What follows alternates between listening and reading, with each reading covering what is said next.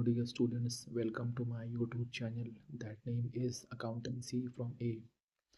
आज का जो टॉपिक होगा हमारा वो क्लास 11th की बेस्ड पर होगा. Chapter number 2, lecture number 1. Start. Capital. Capital is the amount invested in an enterprises by the proprietor means owner. Owner जो भी पैसा बिजनेस को रन करने के लिए इन्वेस्ट करता है बिजनेस के ही अंदर, दैट इज कॉल्ड कैपिटल.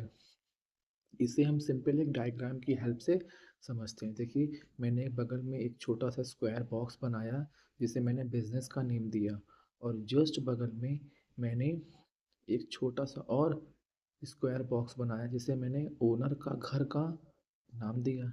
देखिए, और ये बगल में मैंने एक कार्टून टाइप में एक बॉयज़ की फिगर में बनाया जिसे मैंने ओनर बोला. जी देखिए, क्या लिखा है. ओनर ने घर से लाया 1 लाख रुपए.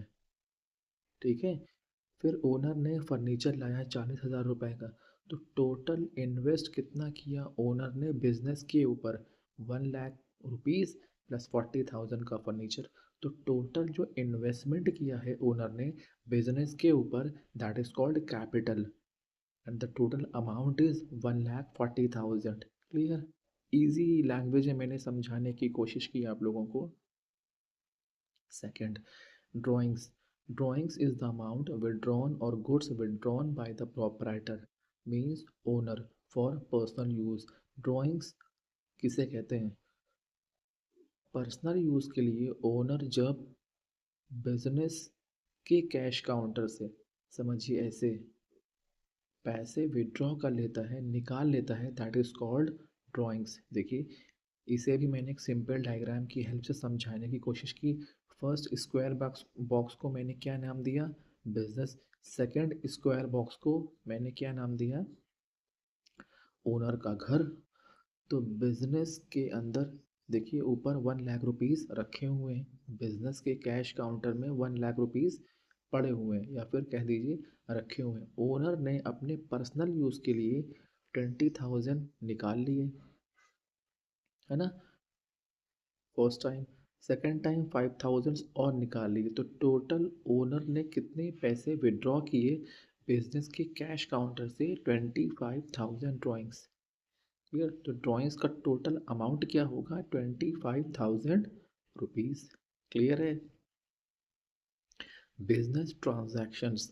ट्रांजैक्शंस मीन्स समझिए लेन देन शुद्ध हिंदी में. बट आप लोग तो कॉन्वेंट के स्टूडेंट हो, बट मैंने वैसे ही समझाने के लिए आपको बोल दिया. बिजनेस ट्रांजैक्शंस पढ़िए. Meaning, it means financial transactions और event that initiates the accounting process of recording. ठीक है. ट्रांजैक्शंस वो होते हैं जिसे हम अपने अकाउंटिंग के अंदर रिकॉर्ड करते हैं. समझिए, जैसे देखिए एग्जाम्पल में मैंने क्या लिखा. फॉर एग्जाम्पल की हेल्प से मैंने आप लोगों को समझाने की कोशिश की. फर्स्ट पढ़िए, परचेज ऑफ बिल्डिंग. मैंने कोई, मतलब बिजनेस ने कोई बिल्डिंग परचेज की. Second, purchase of raw material. Business ने कोई रॉ मटेरियल परचेज किया. जैसे मुझे, मेरा एक जो बिजनेस है वो क्लॉथ का है, कपड़ों का है. तो कपड़े हम बनाते हैं, अपने बिजनेस बनाते हैं और बनाकर बेचते हैं. तो कपड़े बनाने के लिए हमें क्या चाहिए? हाँ, हमें केमिकल चाहिए, थ्रेड वगैरह चाहिए. हाँ, तो ये सब क्या हो गए? Raw material. ठीक है ना. सेकंड, थर्ड क्या है? Goods sale. बिजनेस ने गुड्स को सेल कर दी, कपड़े ही बनाकर अगर हमने बेच दिए, that is called transaction. Salary pay कर दिया. भाई बिजनेस है तो अकेले तो काम करेंगे नहीं, एम्प्लॉय भी होंगे. एम्प्लॉय होंगे तो मेहनत करेंगे, उनको फ्री में तो मेहनत कोई करेगा नहीं, तो सैलरी भी लेगा. तो ये चारों पॉइंट जो मैंने यहाँ मेंशन किए, that is called business transactions. Clear है. अब मैंने एग्जाम्पल के लिए लिख दिया 1,40,000 का आपने ट्रांजैक्शन किया, सिर्फ समझाने के लिए बच्चों को. आगे, types of business transactions. It is of two types. First, internal transaction, और second, external transaction. Internal transaction मतलब अंदर वाले, एक्सटर्नल ट्रांजैक्शन मतलब बाहर वाले, आउटसाइडर्स. देखिए, ये चीज़ें हैं. बी पॉइंट देखिए नीचे लिखा हुआ कैश ट्रांजैक्शंस और क्रेडिट ट्रांजैक्शन। कैश ट्रांजैक्शंस मतलब आपने किसी से, मतलब बिजनेस ने किसी से 100 रुपीज़ की कोई परचेजिंग की, तो बिजनेस ने एक हाथ से परचेज करेंगे तो क्या होगा, बिजनेस के पास सामान आएगा, गुड्स आएगा, और क्या होगा, बिजनेस के पास से अगर 100 रुपए का सामान लिया है तो 100 रुपए आपके पॉकेट से, मतलब बिजनेस के कैश काउंटर से जाएंगे, that is called cash transaction. और सेकंड क्या है, क्रेडिट ट्रांजैक्शन। सेम एग्जांपल की हेल्प से समझने की कोशिश करते हैं। बिजनेस ने गुड्स को परचेज किया, कितने का, 100 रुपीज़ का, बट बिजनेस ने उस टाइम पैसे नहीं दिए, देने चाहिए थे बट नहीं दिए। बिजनेस ने कहा मेरे पास अभी नहीं है, बाद में दे देंगे, देगा तो है ही, ठीक है, तुरंत पैसे दे दिए, कैश ट्रांजैक्शन। बाद में देने को बोला, अभी नहीं है, that is called credit transaction. Clear, देखिए लिखा भी डायग्राम में, लेटर अभी नहीं बाद में, बट देगा। लाइबिलिटीज, लाइबिलिटीज क्या होती है, हमें किसी को पैसा देना बाकी है, सिंपल लैंग्वेज में। देखिए लाइबिलिटीज टुवर्ड्स ओनर, ठीक है ना, भाई मेरा बिजनेस है, मैंने किसी से कुछ चीज़, कोई पैसे लिए हुए हैं, मुझे देना है, तो मेरी, तो बिजनेस के लिए क्या है, लाइबिलिटी है कि बिजनेस को वो पैसा देना है, ठीक है, अदर पर्सन को या अदर कंपनी को या अदर पार्टी को। हम्म, ठीक है, देखिए मैंने डायग्राम बनाया। फर्स्ट स्क्वायर बॉक्स को मैंने क्या नेम दिया, बिजनेस, और सेकंड सर्कल को मैंने क्या नेम दिया, रेड वाला, ओनर। देखिए बिजनेस ने ओनर से, देखिए first owner and second owner, first owner से बिजनेस ने कितने पैसे लिए, देखिए रेड वाला, 1,50,000। डायग्राम देखिए, सेकंड ओनर कोई भाई हैं, उनसे मैंने कितने पैसे लिए, मतलब बिजनेस ने 2 लाख रुपीज़, तो टोटल कितने हो गए, 1,50,000 प्लस 2 लाख, कितना हो गया, 3,50,000 बिजनेस ने किसी से, बाहरी लोगों से, आउटसाइडर से पैसे लिए हैं। तो ये 3,50,000 बिजनेस के लिए क्या हो गई, लाइबिलिटी। क्लियर। आगे, types of external liability, internal and external. Internal means अंदर वाली, एक्सटर्नल मीन्स बाहर वाली। क्लियर है।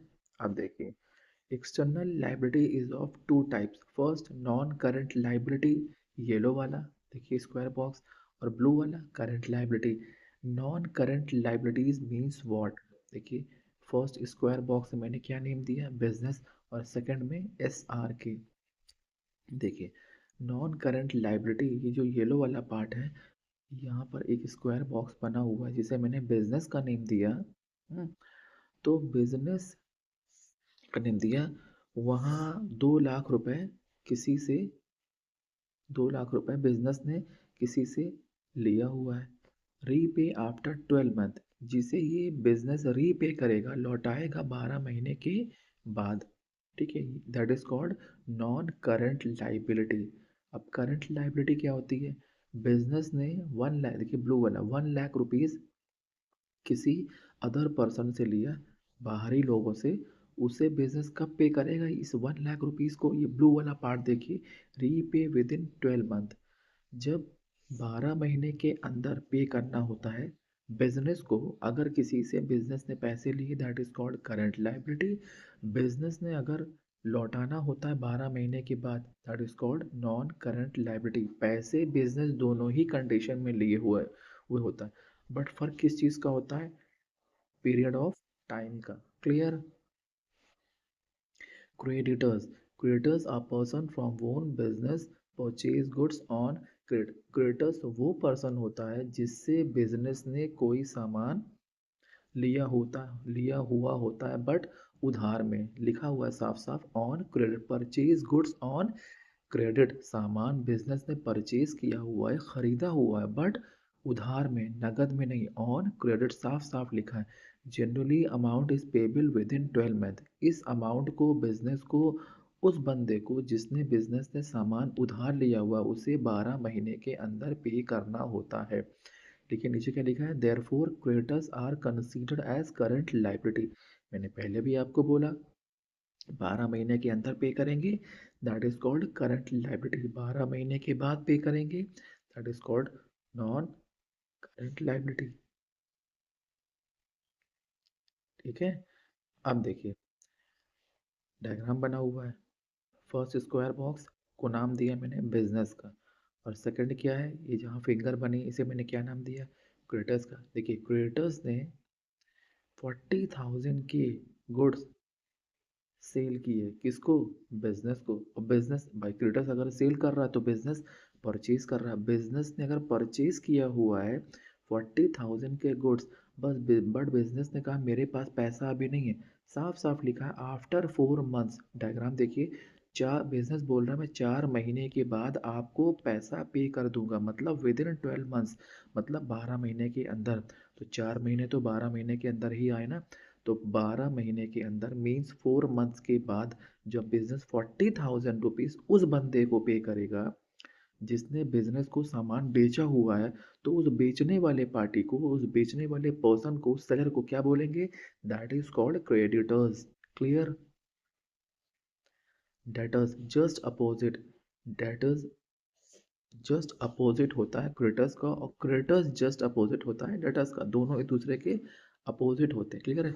डेटर्स पढ़िए meaning, debtors is a person from whom money is receivable to the business on amount of credit sale of goods। यहाँ पे क्या होता है, बिजनेस ने किसी को, किसी थर्ड पर्सन को सामान बेचा हुआ है उधार में, ठीक है, दैट इज कॉल्ड। तो बिजनेस इस कंडीशन में क्या हो गया, इस केस में डेटर्स हो गया, ठीक है, देने वाला। डेटर्स मीन्स देने वाला एंड क्रेडिटर्स मीन्स लेने वाला, ठीक है। Generally the amount is receivable within 12 months, same चीज। Thus it is considered as current asset, वो करंट लाइबिलिटी है और ये करंट असेट है। असेट मतलब संपत्ति, मतलब ये बिजनेस की ऐसी संपत्ति है जो किसी और के पास रखी हुई है, अभी नहीं मिली, बाद में मिलेगी। देखिए मैंने स्क्वायर बॉक्स बनाया जिसे मैंने बिजनेस का नाम हमेशा दिया, अभी लिखना भूल गए। देखिए बिजनेस ने क्या किया, फर्स्ट स्क्वायर बॉक्स देखिए डायग्राम में, बिजनेस के गुड्स सोल्ड कर दिए, बिजनेस ने गुड्स को सोल्ड कर दिया 1 लाख रुपीज़ का। किसको, आगे कोई कपूर है, देखिए ठीक है, ये कपूर जी कह रहे हैं कि मैं आपको 1 लाख रुपीज़ अभी नहीं बाद में पे करूंगा। तो इस केस में कपूर जी क्या हो गए, डेटर्स हो गए, ठीक है। और बिजनेस क्या हो गया, क्रेडिटर्स हो गया। भाई बिजनेस पैसा लेगा, बिजनेस ने सामान दिया है तो पैसा लेगा, कपूर ने सामान लिया है तो पैसा देगा, ठीक है। तो कपूर यहाँ क्या हो गए, इस केस में डेटर्स हो गए, कपूर पैसा देंगे, और बिजनेस क्या हो गया इस केस में, पैसा लेगा, ठीक है। इतना समझिए, जो सामान देता है वो पैसा लेता है, और जो, ठीक है, इस तरह है। इजी लैंग्वेज में बिल्कुल मैंने समझाया आपको। Asset, asset are the future economic benefit. Asset किसे कहते हैं कि कि वो बेनिफिट जो हमें फ्यूचर में मिलेगा। The right which are owned और कंट्रोल्ड बाय एन ऑर्गेनाइजेशन, जिस पर बिजनेस का कंट्रोल्ड भी होता है और बिजनेस का राइट भी होता है, हक भी होता है। Asset can be classified into 3 types, non current asset, current asset and fictitious asset. पढ़िए टाइप्स पढ़िए, those asset which not made for sale, ऐसी चीज़ें, ऐसी संपत्ति जिसे आप सेल नहीं कर सकते हो, जो बिजनेस में हेल्प करती है बिजनेस को ग्रो करने के लिए, ठीक है। अभी समझाते हैं। These are held for a period more than 12 month. तो ये ऐसी चीज़ें हैं जो 12 महीने से ज़्यादा तक बिजनेस के अंदर रहेंगी, बिजनेस की हेल्प करती रहेंगी, बिजनेस को ग्रो करती रहेंगी, बिजनेस की ग्रोथ को हेल्प करेंगी, ग्रोथ में हेल्प करेंगी। First tangible, second intangible. ये देखिए ऑरेंज वाला पार्ट है, tangible which can be touch, जिसे आप छू सकते हो, जैसे बिल्डिंग है, फर्नीचर है, चेयर है, एसी है, फैन है, जिसे आप छू सकते हो। बिजनेस में अगर ये चीज़ें हैं, और अगर आपने बिजनेस में एसी लगा दी है, तो एसी तो ऐसे थोड़ी नहीं है कि 12 महीने के अंदर ख़त्म हो जाएगी, वो तो रहेगी ना 2 साल, 10 साल, 5 साल। क्लियर है। Intangible, those asset which can't be seen और टच, जिसे आप छू नहीं सकते, that is no physical existence. देखिए ब्लू वाला स्क्वायर बॉक्स, इसका एग्जाम्पल क्या होगा, ट्रेडमार्क हो गया, गुडविल हो गया, पेटेंट हो गया, कॉपीराइट हो गया, ठीक है। आगे जैसे बढ़ेंगे तो ये सब जो वर्ड, ये जो टर्म्स आ रहे हैं ना, इसको आप और अच्छे से इलैबोरेट कर पाएंगे, सीख पाएंगे, लर्न कर पाएंगे। ठीक है, ये सब चीज़ें हैं। आप देखिए current, what is the difference between current asset and fictitious asset. Current asset क्या होती है? Those asset which can be easily converted into cash. ऐसी असेट जिसे आप आसानी से कैश में कन्वर्ट कर सकते हैं and are held for resale and for a period less than 12 month. Within वही चीज़ बार बार आ रही है। ठीक है, जैसे स्टॉक हो गया, बैंक बैलेंस हो गया, डेटर्स हो गया, सब क्या हो गया आपके लिए? करंट असेट हो गई। फिक्टिशियस असेट क्या हो गई?